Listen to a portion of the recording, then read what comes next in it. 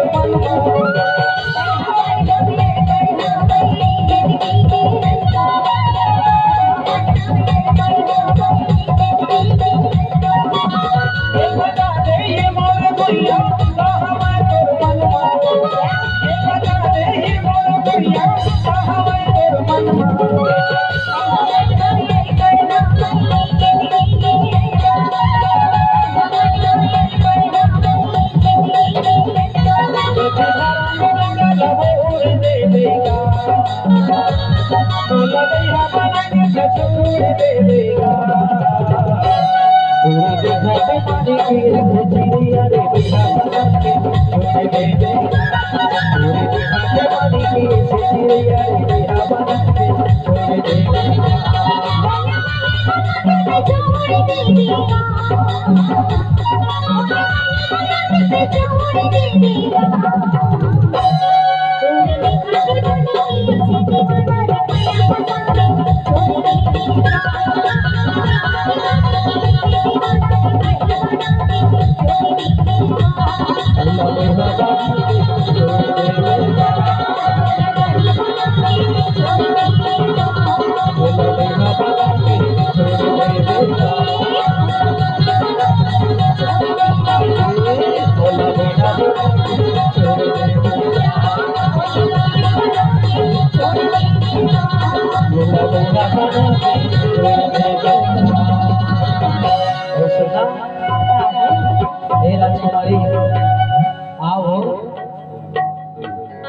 एक बात बतेला आज तोला बताना चाहता हूँ मैं